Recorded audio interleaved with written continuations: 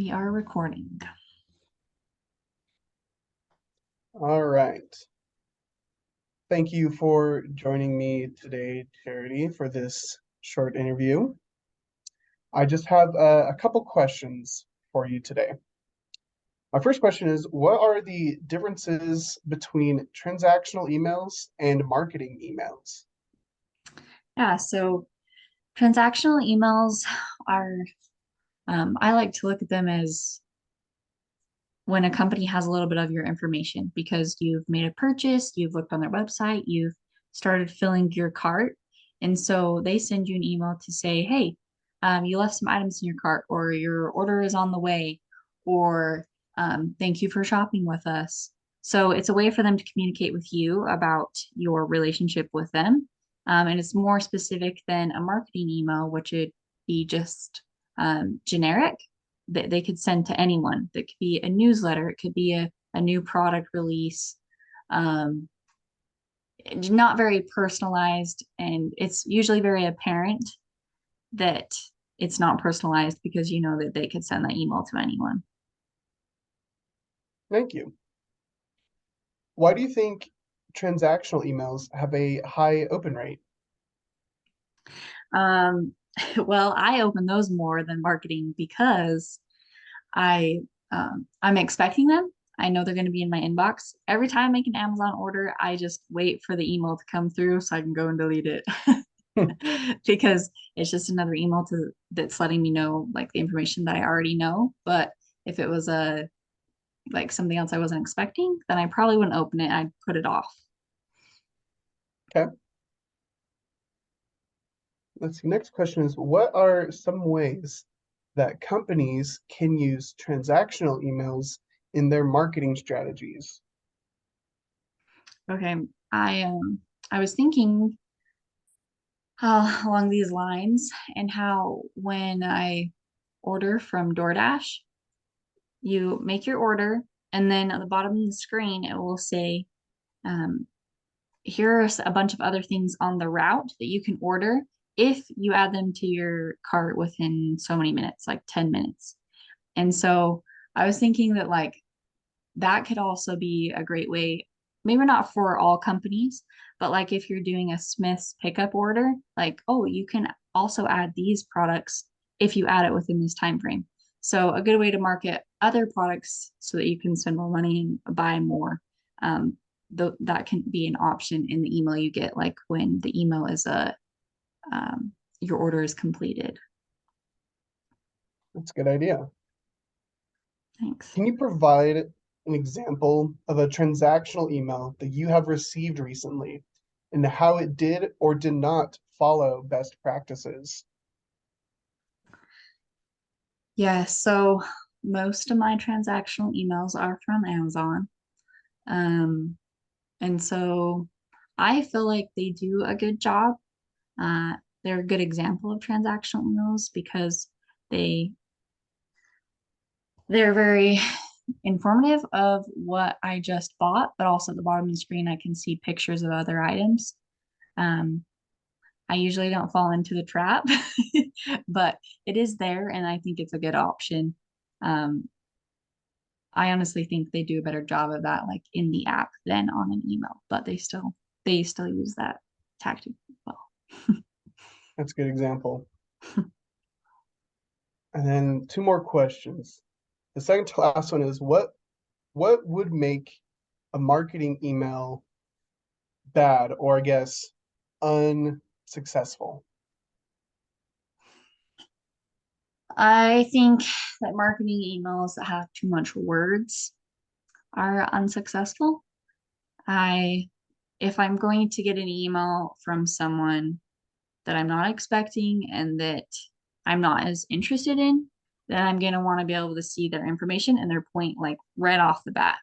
And so if there's too much words, then I'm not even going to skim it. So I think that if there is some kind of visual image that's eye-catching at the top of the email, and then maybe like a large heading that draws me in, then I would be more interested in looking at the email. Okay.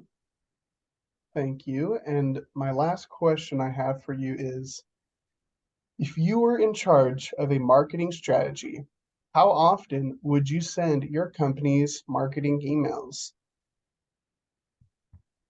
Hmm.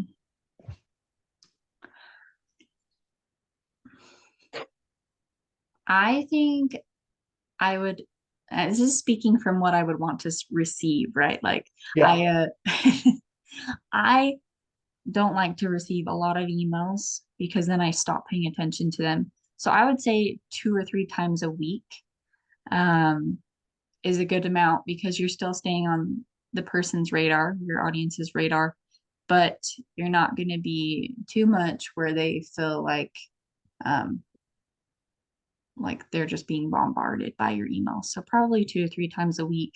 But I feel like that could depend on the company, um, how familiar you are with them. So yeah, I guess I would need more specifics on the company to know for sure, but 2 or 3 times that's a true, and that's fair. But week. thank you. Those are all the questions I had today.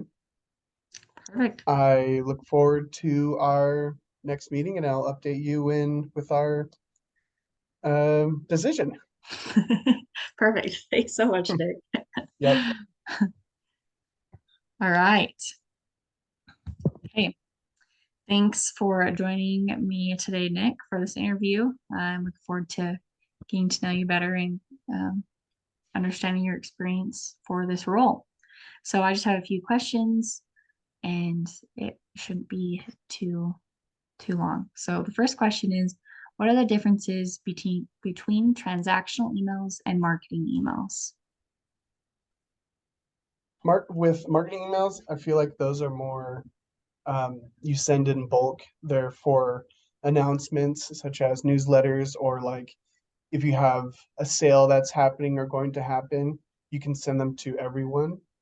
Whereas transactional emails are more specific, in result of someone doing something in particular with your company.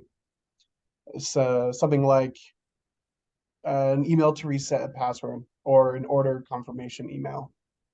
Mhm. That was very clearly stated. Thank you. Why do you think transactional emails have such high open rates? I think transactional emails have high open rates because people are, I feel like right by now, hopefully everyone does them, but it's because that people are expecting something from these transactional emails. They have something that the customer wants. Yes, that's a good way to put it. All right. What are some ways that companies can use transactional emails in their marketing strategies? One way that I thought of how in a marketing strategy, how they can use transactional emails is most of the time with um, order confirmation emails. I feel like, again, this might be just be another generalization, but I feel like again that including a tracking number to or a button to click on to track your order Mm, is commonplace now, and where you can always refer back to that email that you received of your confirmation to um, easily access your tracking number. And at the same time, you can even add, even on the bottom of this confirmation email, that like, oh, subtly say like maybe with your next purchase, consider these things, something that's either related or like the same theme as the item or service that you have purchased from that company. yeah, that's really smart. I need to pay attention to those emails better that I have to keep coming back to and see if they are marketing in them because I haven't paid attention to that. Um, just a couple more questions. Do you think transactional emails are effective at marketing and why? Do I think transactional emails are effective at marketing? That was the question, right? Yeah. I think I think they are. I think they are because you had your little, most of the time I feel like it's a short interaction when you're doing a transactional email or when you've received a transactional email. Hmm. But in my experience, I've always received like a confirmation email and then like a shipping email saying like, oh, your stuff has been shipped. And in my mind, it makes me continually think about that company or that product that I bought. And when I finally receive that product, it makes me appreciative of what the effort that they put in for sending all the different like basically follow-up emails to what I've bought, and makes me want to consider them to buy again, buy from again, I should say, or refer them to someone else. So I think they are good for they are effective in marketing. Well, yeah, it's like they're keeping up on the relationship with you. Hmm. Nice. Okay. Provide an example of a transactional email that you received recently and how it did or did not follow best practices. So recently, I received a transactional email from eBay, which I believe followed good practices. I had I was interested in a product that after searching for it, I obviously with eBay you have to place a bid on an item, or you can buy it sometimes, but for this case, I chose to put a bet on an item.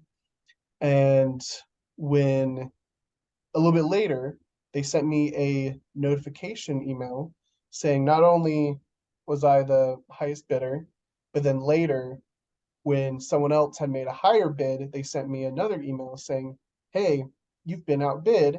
And inside the email, they showed clearly the product to remind me of what it was, and then even a button to redirect me to that basically said, place another bid, so that I can continue interacting with eBay and with that product if I so chose.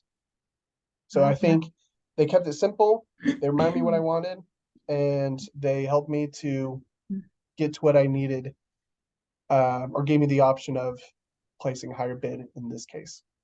Yeah. They put all the resources in one place. That's Hmm. nice.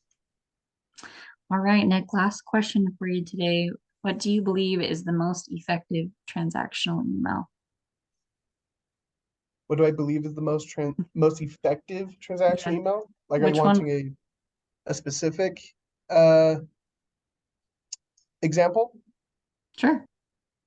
Just what has been effective for you? Like, what do you find working? What's been effective for me? To me, it's being as simple as possible. It's giving me basically a summary of my interaction. So, like for example, um, if I bought a necklace, for example, it'll show me a picture of the necklace. It'll show me the price. Sometimes, if they want to, they don't have to. Let me rephrase it. Um, they can do the breakdown of like price and tax and total, but obviously I want to know the total is the most important thing. So I'd be fine with just the total. And then as well as honestly including a tracking number, I think that is something that um, has been the most effective because I constantly find myself referring back to those emails when they include a button for a tracking number. Yeah, I find myself wanting that more now. I don't think a lot of the companies that I shop at have that, or at least easily seen and easily accessible. So the tracking number is super great. Well, that is all the questions that I have for you today. I'm glad you came in, and I will definitely be in contact with you in the next week or so to let you know our decision. Thank Thank you you. very much. I appreciate your time. Yeah, of course.